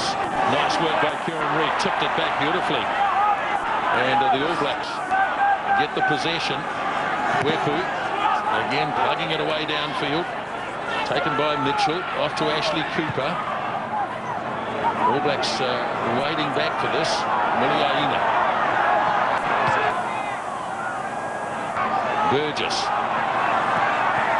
Oh, under pressure. Couldn't hang on to it, but it's been recovered by Turner. Now here's Giteau looking for a bit of space. It flows pretty quickly in the form of Richie McCaw. Now George Smith. Hard man to put down, Smith. But they get him just about the halfway line, Burgess. And then driving through hard on him was Wepu. But the Wallabies still in possession. All Blacks competing hard, though. In the contact area. And yes, they've done it again. Just more numbers there. Well, something that Wayne Smith talked about in the half-time break to you, Smithy, and the All Blacks certainly have hoed into that part of the game. Well, he was confident that they were gaining in other areas, but he just wanted more intensity there at that contact area, and there's no doubt about it. And maybe, Foxy, that was the message behind those early substitutions as well. Frank's very evident there. Done a good job, Owen Franks.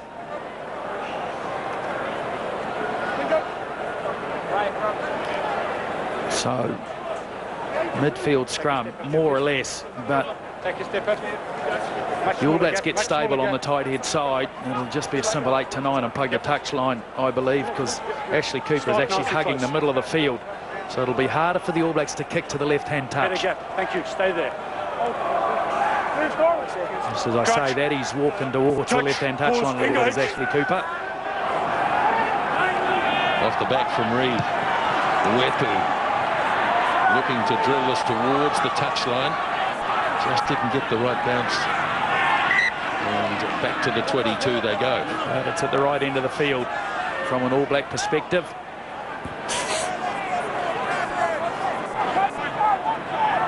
19-16, just the 2 tries scored.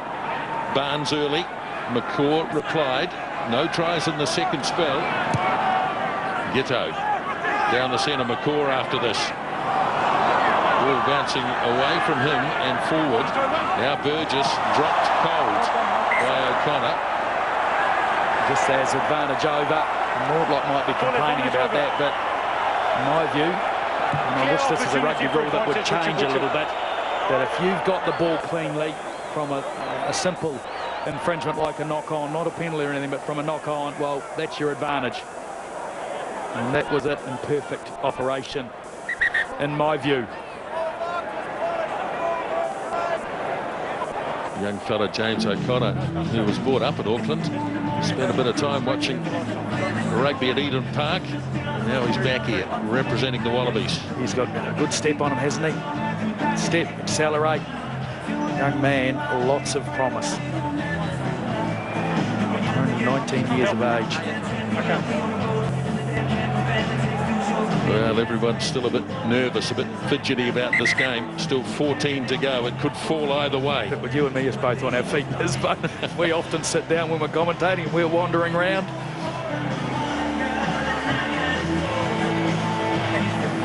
Thank you. Good get there, Gold. Black coming nice and tight. So Sivivatu is across here. So all the attacks come to the right-hand side. You can see him there between Donald and Nonu. Touch. Pause. Wallabies went early, so quickly taken by Reid. Takes on the Wallaby defence. Ball there for Wepu, quickly to Mialamu. Got away from Sharp with a good sidestep. Reid again. Ball bouncing away. All Blacks didn't control it terribly well, and looks like Nathan Sharp has snaffled it for the Wallabies. He has. Burgess looking for Gitto, and he's circled around behind him. And it's a good, powerful kick from Matt Gitto. Gitto was initially looking for a running option on the left, but just a delay in the ball coming out, and Conrad Smith realigned. Gitto dropped to the pocket, deciding the kick option was safer.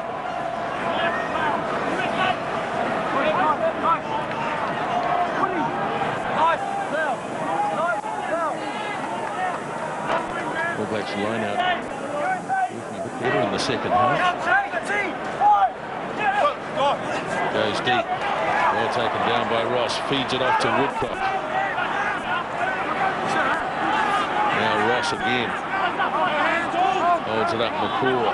He's got Mialamu away to his right. And the veteran hooker. Now it's Kano.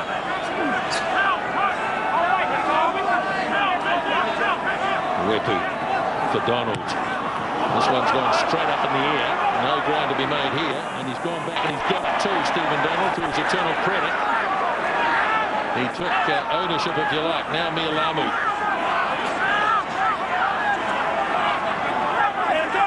Wepu waiting to grab this one. We're sitting on the All Black side of the ruck.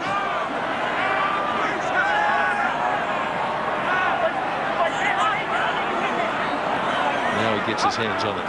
Goes to Woodcock. Hands it on to Ross. Ball up off the ground. Back it goes for Donald. Again, he pumps it high in the air. Again, not a great deal of distance on the kick. Donald went in after it, but it's been grabbed by Baxter. And the Wallabies in possession. All Blacks playing this game in Wallaby territory at the moment. As Gitto sends it wide for O'Connor. Oh, he throws a poor pass. Virtually threw it into touch. He didn't quite make it and has to be recovered by Turner. And he hoofs it away downfield. Kieran Reid sends it wide to Jane. And now Corey Jane.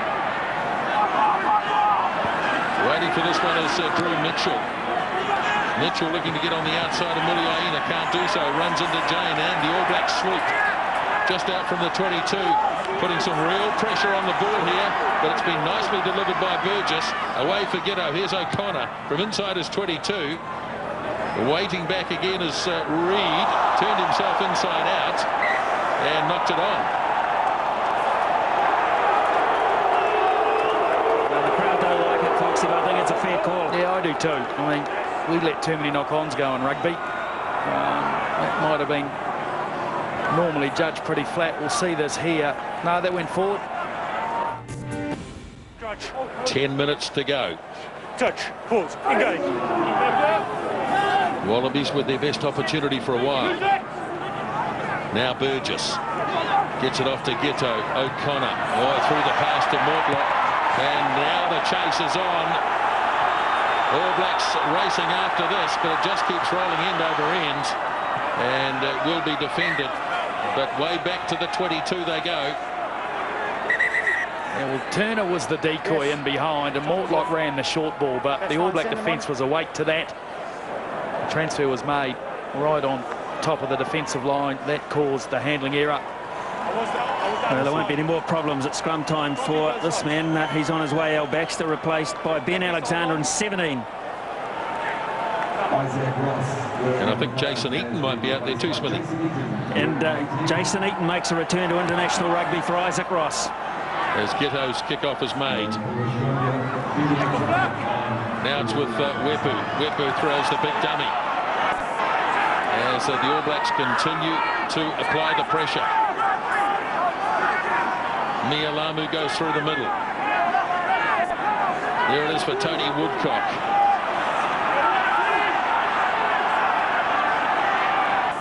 Strong effort by the New Zealand forward pack, particularly in the second half. They've got the territorial advantage and the penalty. Number 2, roll the wall. That's good old-fashioned Test rugby. Take it to him up front. Get to the ball because you're on the ground. Guys like Kevin Mialamu have this incredible ability to beat the first tackler. Low centre of gravity, hard to bring down on the first hit. Jason Eaton, look at how quickly he came in when he saw Woodcock on his own. Good power by Brad Thorne, great support Owen Franks. Yeah, that's a harsh penalty in some ways, but they're always given. Another shower of rain coming across Eden Park. Stephen Donald, though, can make the All Blacks feel a little more secure in this game with 7 minutes remaining.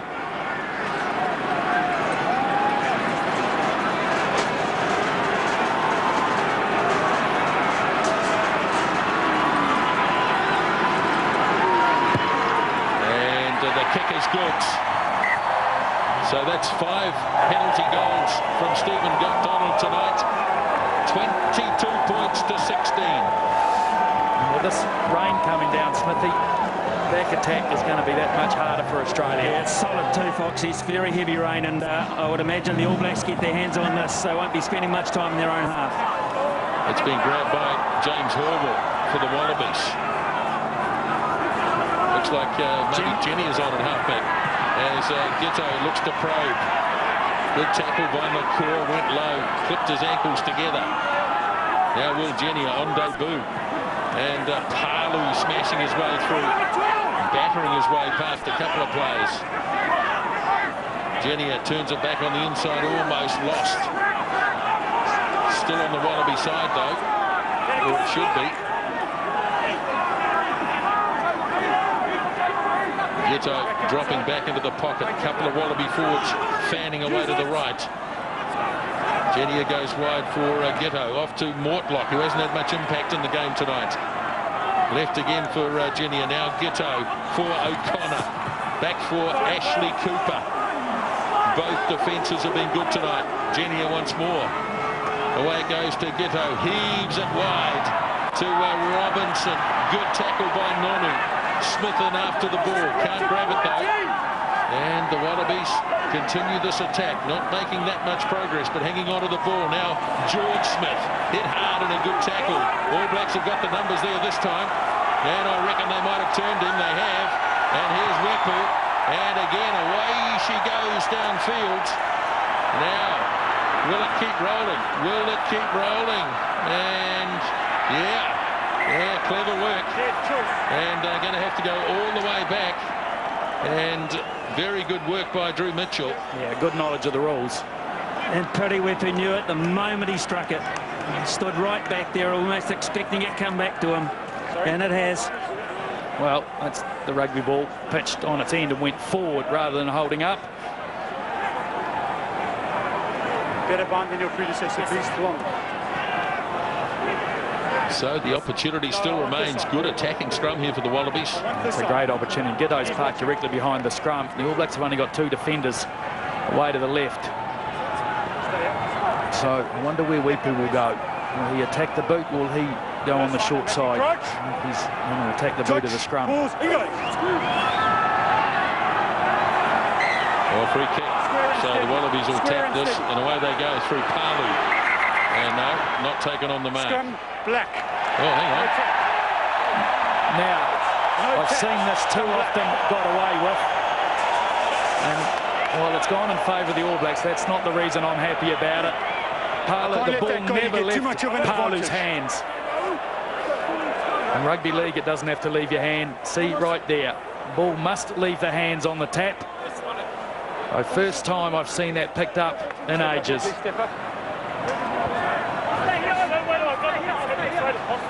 Happy. Crouch. Hey. Well, it's a break for the All Blacks, that's for sure. Yeah, it certainly is, Nisbo. Craig Joubert is a stickler for the detail.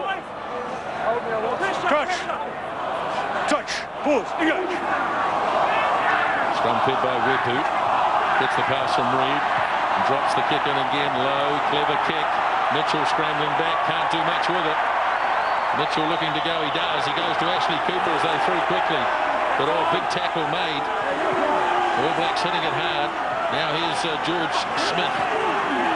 All Blacks making some solid tackles here. Kieran Reid involved twice. Now Sharp for Ghetto. Away for Turner. Nowhere to go here either. Nonu and Smith together. The old combination. And the ball is on the All Black side, but no. 13 on the ground. Put it down. Put it down. 13 on the ground playing the ball. It was against Conrad Smith. Couldn't resist the opportunity to play the ball on the ground. He's limping a bit too, Conrad Smith. Taking a knock in there. The old-fashioned way is trying to run it off. Opportunities running out here. Big tackle there by, I think it was Kieran Reid. It was Nisbo. 22-16. 2 minutes left in the test. There's Genia. Hands it off to Pocock. Turner goes after it. Does well to hang on. There's the All Blacks hoe in here trying to turn it over. Genia. Off it goes to Ghetto. Now it's with Horwell. Wading his way downfield. Not quite to the 22 as yet. Again, the All Blacks attacking hard at the breakdown. Genia for Nathan Sharp. Throwing everything into it now. James O'Connor for Turner. Tackled by Donald and Smith in combination.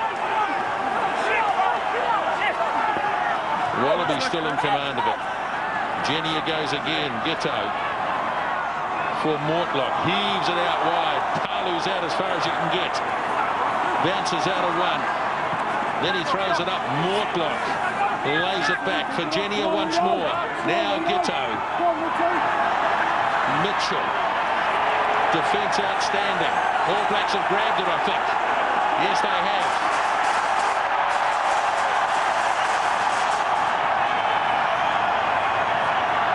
Nervous times all round as the All Blacks just look to control this as the clock ticks away towards the 80 minutes. Up the centre they go. There goes the siren. Perry Weepu will get a hold of this, and it'll go into the grandstands. The game is over. It's been hard fought, but the All Blacks have the victory. Well, that's what you call a real test match, a titanic struggle. The All Blacks, by many, were not written off, but a lot of people had concerns, and I've got to say I was one of those before the game because I like the look of this Wallaby outfit, but great attitude the All Blacks brought to the game, a lot of physicality. Stephen Donald stepped up tonight in his boat, thought he had his best match in an All Black jersey. He kicked well, he ran the show, only a couple of little errors, so The hoodoo for the Wallabies at Eden Park continues. Yes, their last one here in 1986. A try apiece here tonight.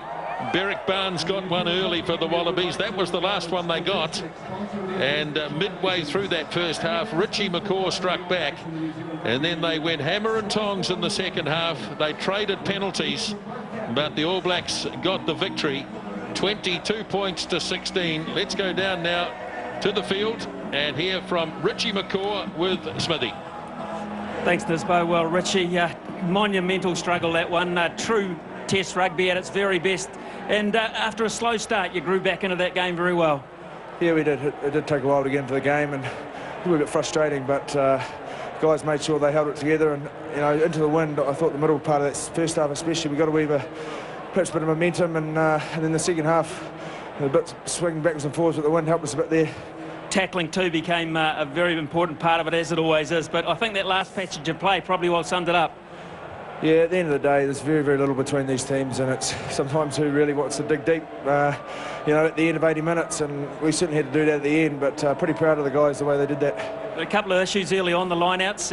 You'd sacrificed a bit of ball in the first half. You got that right in the second half, and two very early substitutions in the second half.